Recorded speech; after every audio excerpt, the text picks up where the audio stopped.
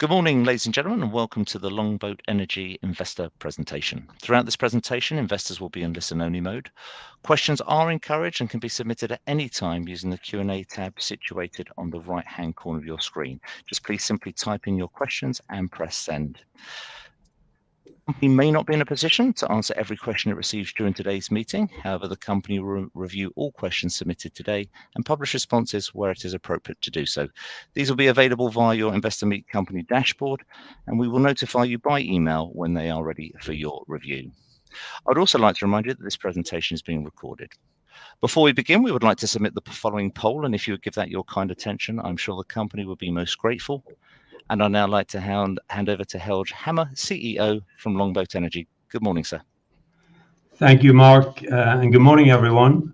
It's a pleasure to be able to provide you with an update this morning, remind you of the program we're in the middle of.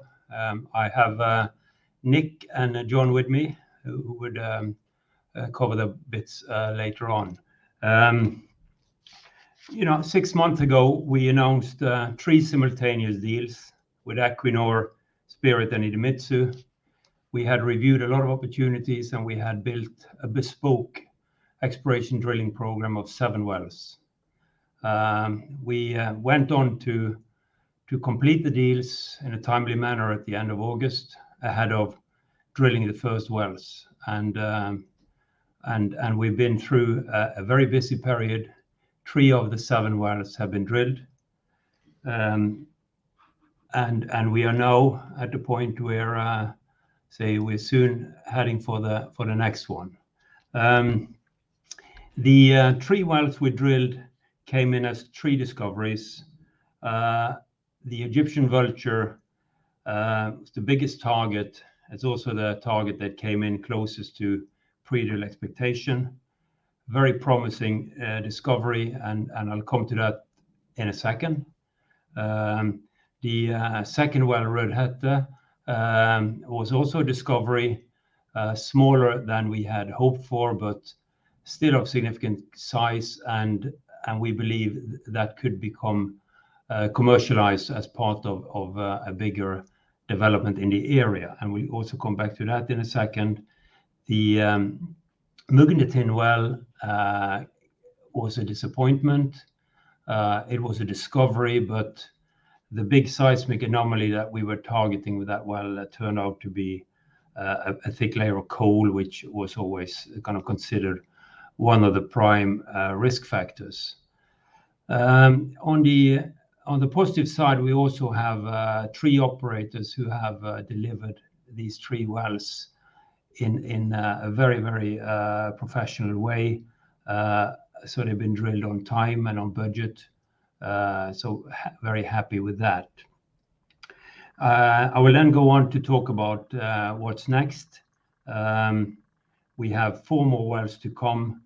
They're targeting huge potential. Huge potential is still to be played for in our program, and very gas dominated, which we're happy with. As we presented to you before, the wells are all tieback within tieback distance to existing infrastructure, which we consider a very important part of this exploration program. It means we are in areas where these discoveries, when we make them, can be commercialized. We have partners, we have players who would be very keen to acquire and fill up infrastructure where they are infrastructure owners. And it's also a very positive ESG contribution, making discoveries close to infrastructure in Norway, and particularly when it's also gas.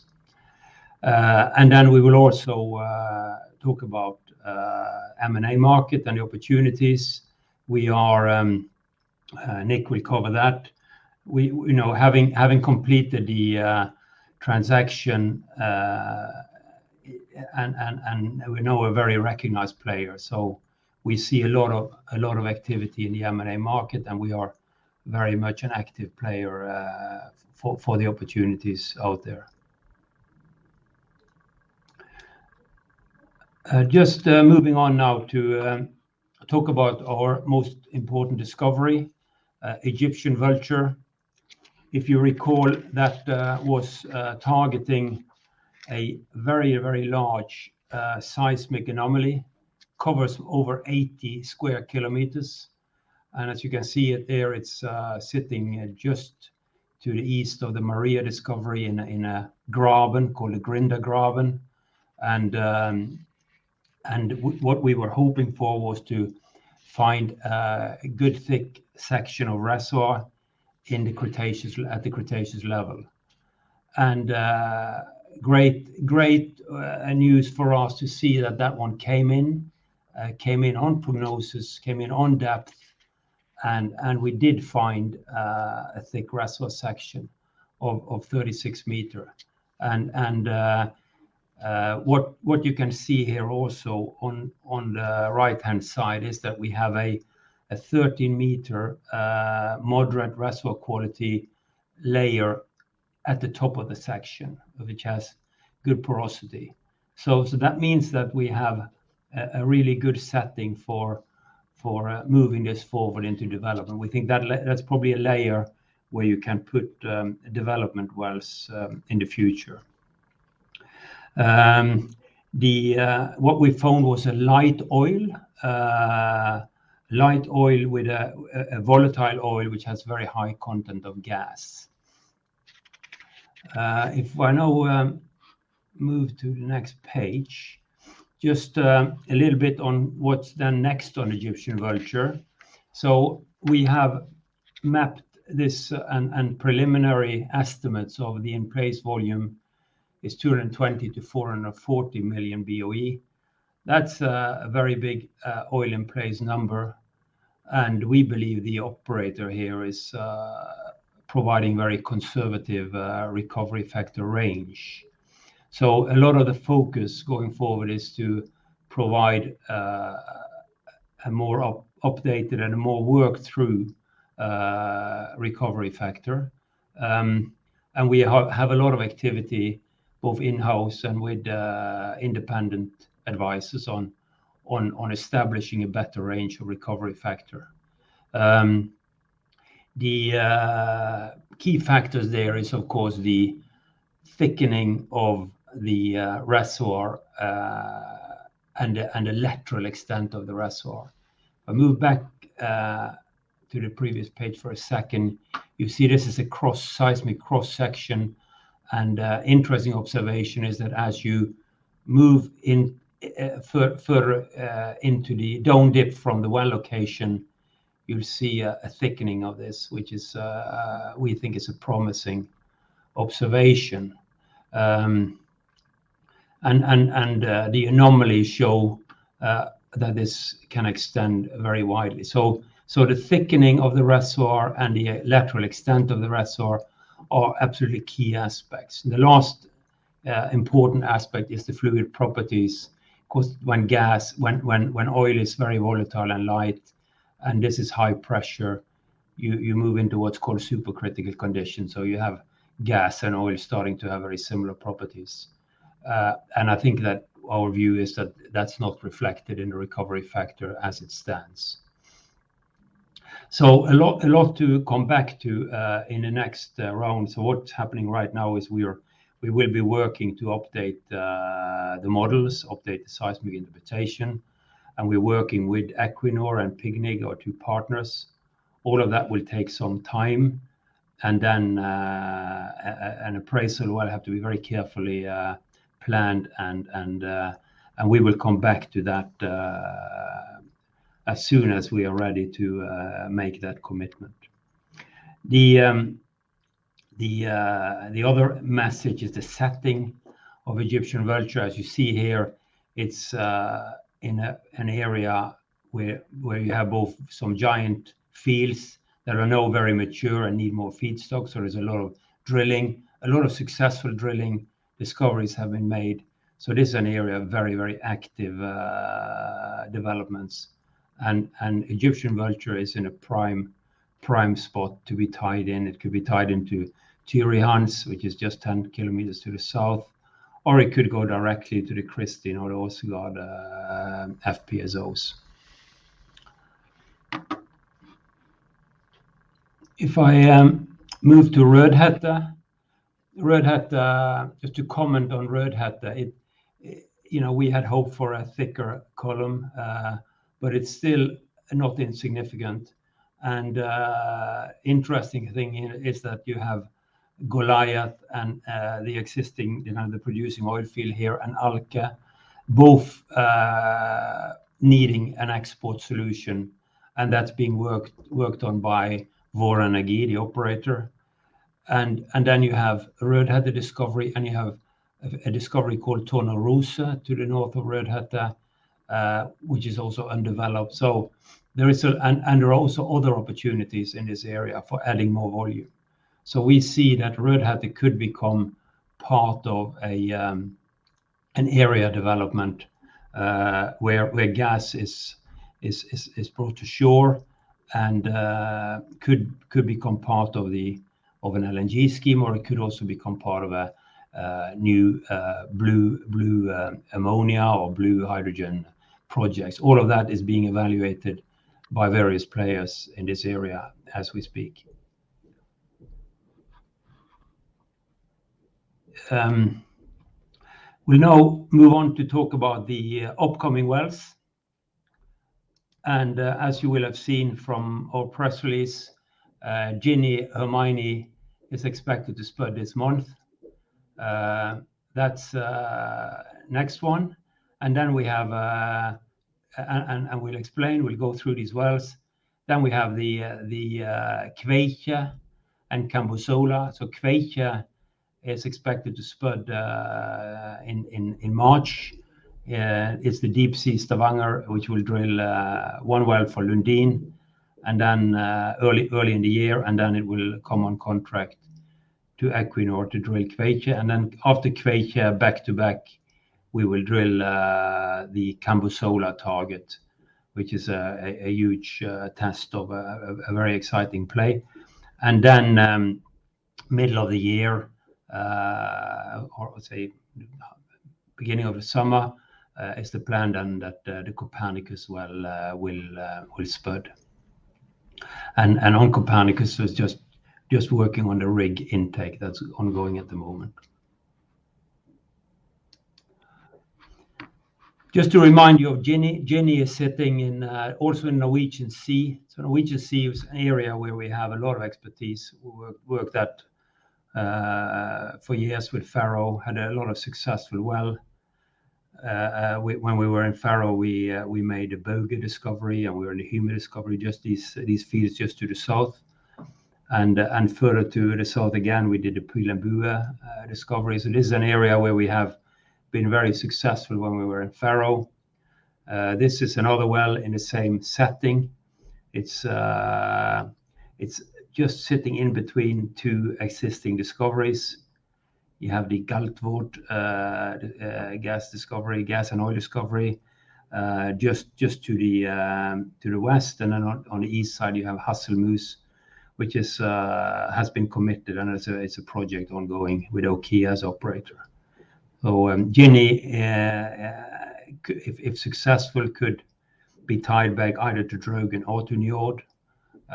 So tieback opportunities are excellent. It's a dual target well with stacked volume potential. So the primary target is the Upper Jurassic Ginny, and then we will drill down to the level below, which is the Middle Jurassic Garn Formation, and potential is there that they could both come in which case it could be quite a significant discovery.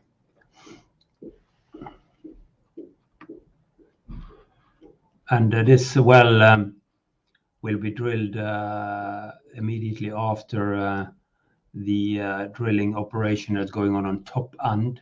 So Top And is a well, actually Equinor well, that is ongoing at the moment, and as soon as that is finished, the rig will come to our location and spud Ginny.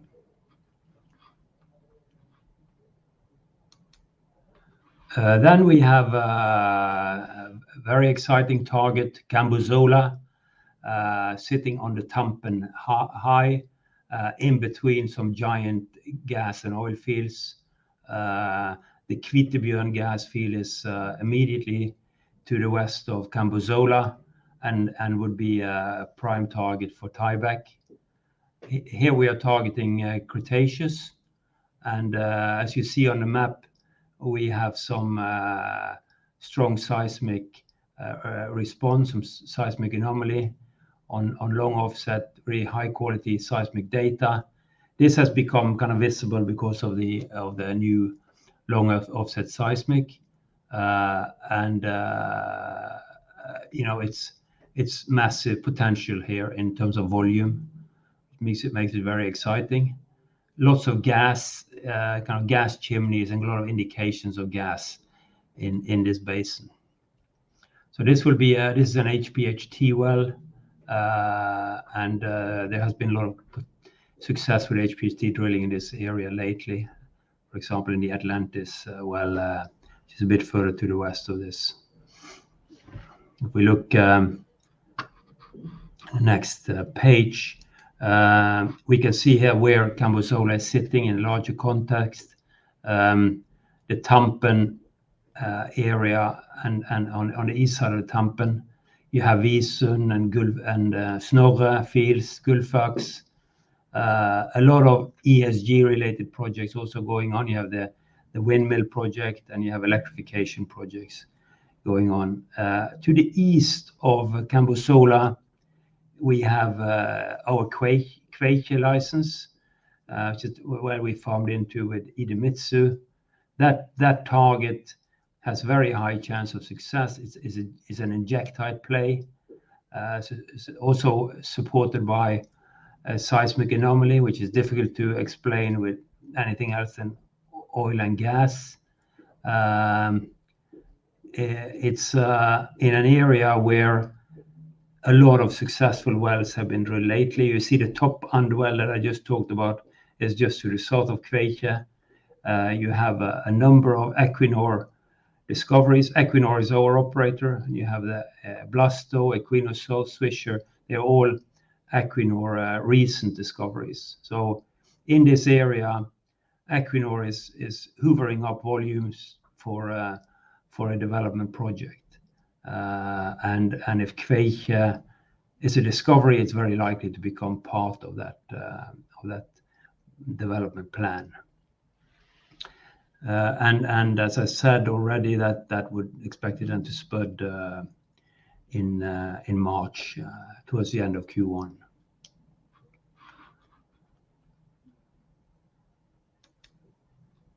And then we have the last well, Copernicus, which is further north. Osterhansten, you see there is a gas field that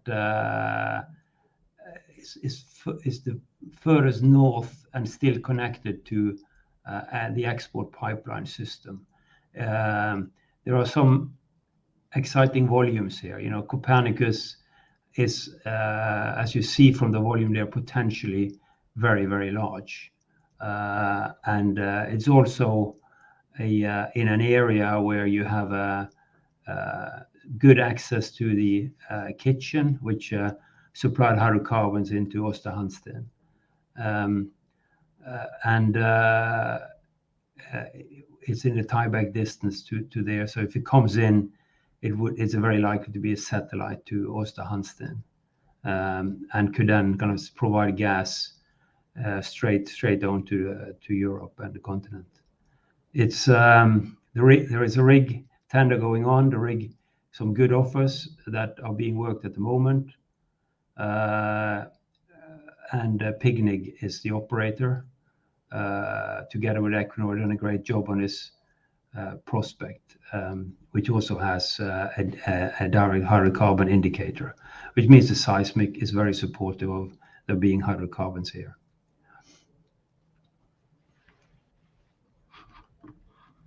I will then hand over to Nick, update us on the M&A activity. Thank you very much, Helga. Good morning, everybody. So just a little bit on sort of where things are, the sort of state of the market in terms of M&A, and then a little bit about kind of what we're up to at the moment. Noting that obviously we can't go into specifics due to the confidential nature of acquisitions. Sort of looking back, I think at our interims presentation, we talked a lot about where the market was, a lot of private companies doing very large deals.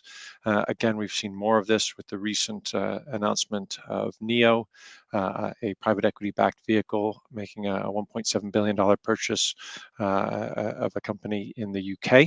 And we think that these large transactions are likely to continue, especially on the UK side, as the investment climate is uncertain, with certain announcements or lack thereof from the OJ approving developments to move forward. This has necessarily meant that we've been spending more of our time looking in Norway than on the UK shelf. But we remain very, very flexible and very opportunistic when it comes to opportunity sets. Our hope, though, is that as we move into the first half of next year, as the activity levels sort of shift a little bit, we do think that there's going to be smaller or mid-sized deals in the sort of $1 to $2 to $300 million range coming to the market. We think that those are likely to see less competition.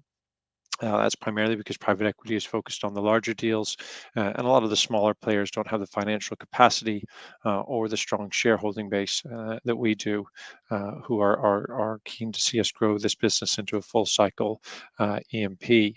There are several private equity-backed companies that we believe will be coming to maturity in the next few years.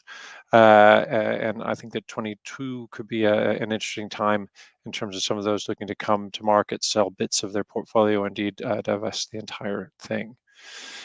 We also see the tax changes in Norway potentially triggering some further portfolio adjustments and potentially creating some opportunities for us. John will come on to the tax changes in the next slide, but it's suffice to say we've been very active in trying to understand the impact on us, but also on the wider industry and how that will sort of develop over the next few years. We definitely think that this will create some opportunities across the value chain that aren't necessarily obvious at the moment. And I think it also buys us more time with our own portfolio because of the nature of how it will help finance the working capital going forward. It will allow us to more flexibility in terms of discoveries we make and the option value for holding on to those for a longer period of time in order to really maximize the value there. I mean, I will say just in terms of sort of overall sort of addressing the market, we are keen to build on this momentum that we generated earlier this year. I've noticed a distinct change in the way that people approach and have discussions with us. I think this is both from a sort of on the corporate side, so speaking with peers, but also on the sort of advisory community. We have a proven ability to transact, sometimes in a complex way, to raise money, and we've really seen how that changes the way that the types and the level of discussion that we can have with people. We're very much focused on value-driven opportunities here. As you will all be aware, we are all shareholders in this business and have put in a significant amount of capital. And so we're very focused on how we create sort of cash-on-cash returns, but without using excessive amounts of leverage. We've seen that destroy a lot of value through the cycle with other of our listed peers, and we're very keen not to do that. And certainly that's carrying on from where Faro was and the way that Faro created an enormous amount of value. We also have a history of innovative transactions. I know there have been several questions around swaps that have been submitted, and I think that there's definitely potential to do that. We maintain an open mind, but it's all about creating a situation where we can really maximize the value and picking that right point where we've got something that someone really wants and are able to lever that into something very exciting and interesting. So I would say in summary, we are very excited how the market is developing. We're seeing lots of interesting opportunities. We think those will accelerate into the first half next year, especially in Norway, and we see that there's potential to do some interesting things, which have the potential to create some very large long-term value in this business. So maybe hand over to you, John, to explain a little bit more around the tax changes and why we think that could benefit us quite considerably.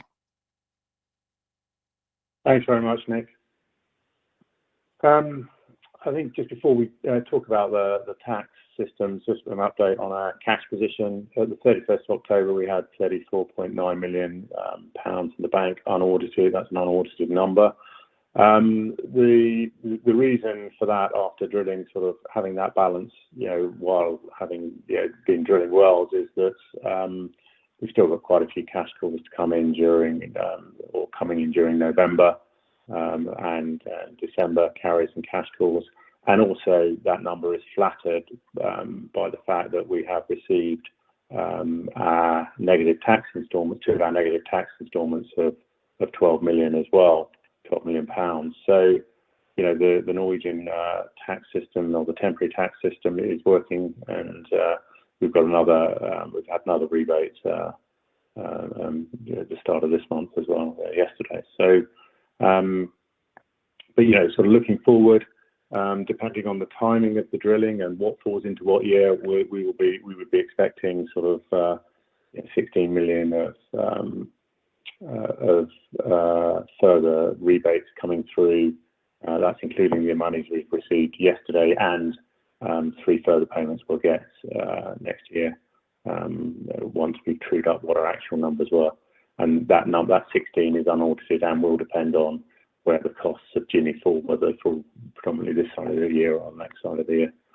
So as Nick alluded to, the changes to the petroleum tax system are, the consultation period with the government closes tomorrow. We have made responses in that, as have many players, and we've also made a joint one with the sort of the smaller, the sort of 10 or so smaller companies in similar positions to us. It's a move to a cash-based system where effectively you get a 100% writing down allowance in the first year, which gets paid back potentially 12 months later. You're working very much like the EFF in a way, but on a much broader base. It's on your losses. It's moving from 78% to 71.8% rebate, which we think is okay for us. It's across a broader base, and we were pretty conservative the way we modelled our working capital at the time of taking on these wells. So that is, I think I think industry is generally quite pleased with the changes as proposed. For us, the good thing here is it's going to reduce our working capital needs in terms of and lowering the financing hurdles for us, because instead of building up capital allowances which get an uplift and then carrying them forward and depreciating them over 6 years against your production, you spend your money now, you get spend 100 now, you get 78 back the following year. So that is quite helpful in terms of if you start looking at tiebacks and development tiebacks and things like that. So it's going to change the landscape in Norway. So I think I think in general it's a really good thing. But what we do need is some clarity from the Norwegian government. We need the continued ability to pledge the tax refund. Discussions with our bankers have basically said, look, we'll happily replace your EFF with something for the new system, but we need to be able to pledge that tax refund. That has been requested, and we have requested that, as have many of our peers. And then there's also when is it going to be approved? Is it going to be effective 1st of January, or is it going to be effective on another date? Because I think approval will most likely be during Q2 2022. So is there a need for a transitional system? So we still need a lot more detail to finalise our exploration finance facility or replacement thereof. And as I've said, we've been actively engaged in that consultation period and talking to our lenders to make the changes necessary.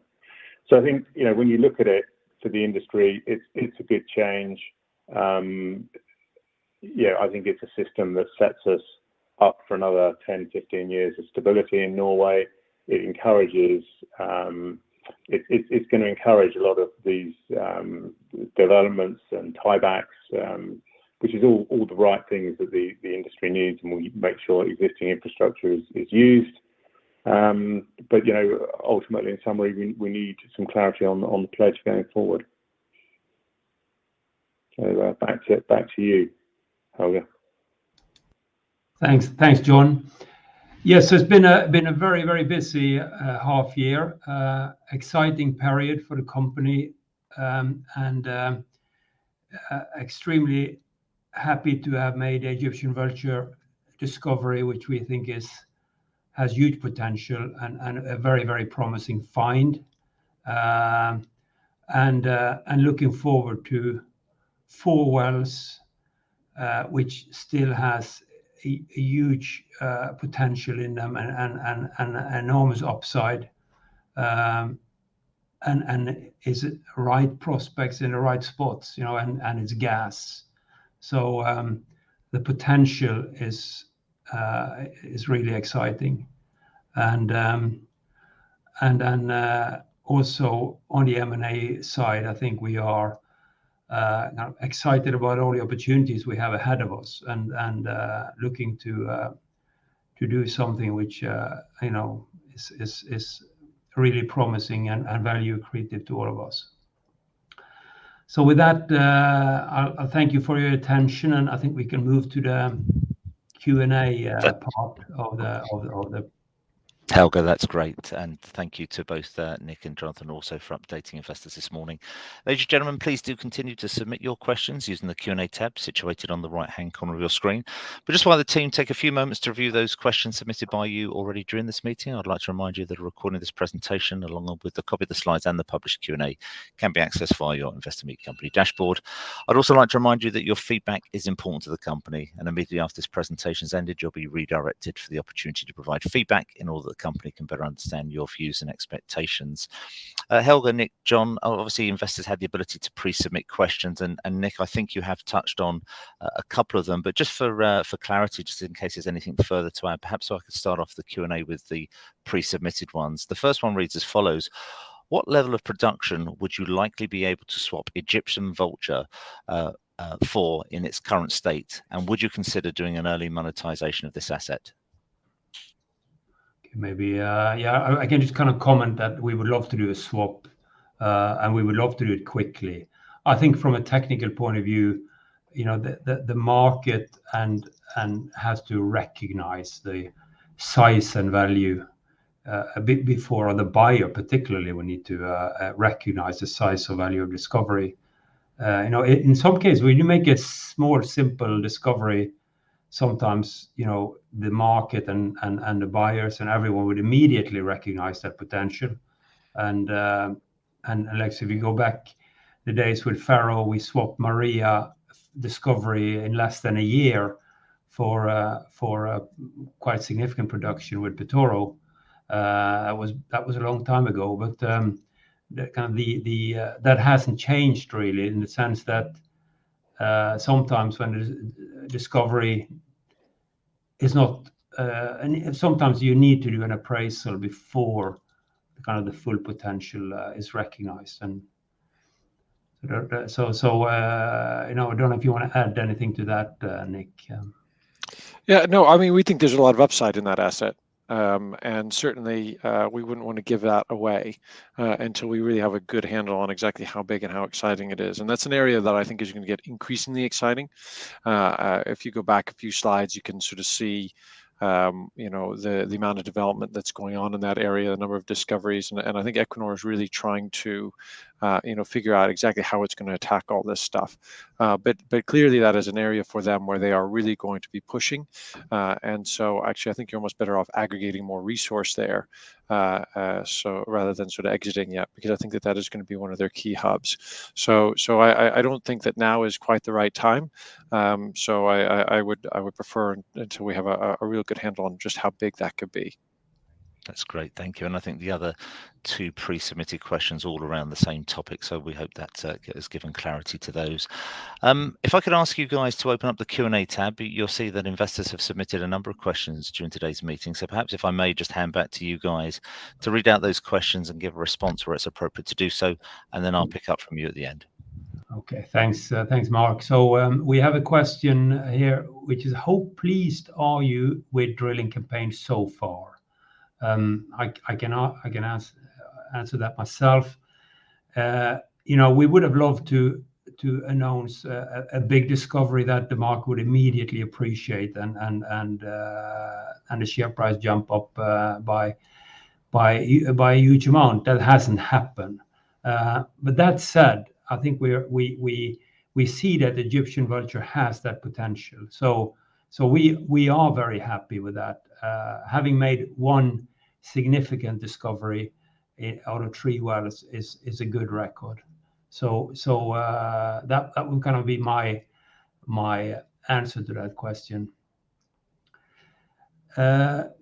Next question. You say it will take some time to decide on appraisal wells for Egyptian Vulture. How long do you expect this to take? Well, the challenge with answering that question is that we are in a partnership with Equinor and PGNiG, so it's not entirely in our control. But I think the expectation is that in the next 2-3 months, we would get the analysis done. So in kind of late spring, I think would be the time when you can expect that we will make an announcement on the next step and what type of appraisal well and when and how. So then from that point on, you're then into a well planning process, which could be half a year or could be half a year to a little bit longer than that.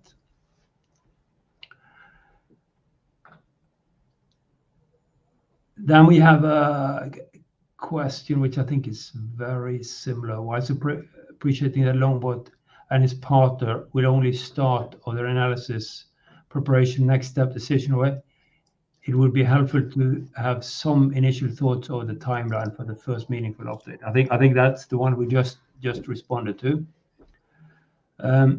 Concern about current SP share price, obviously, and how you will be able to finance any opportunities as they present. A discounted fundraise at this level would not be appreciated. That I think we're all shareholders, so we share that concern. Maybe I don't know if John. Yeah, shall I sort of? I mean, look, we're trying to create long-term value here. We're very aligned with the shareholders, and we all own a lot of stock, which we put our own money into.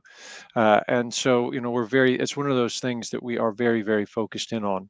And so I would say that to the extent that there's an equity element, we will look to, first of all, we'll look to finance any acquisitions in a range of ways.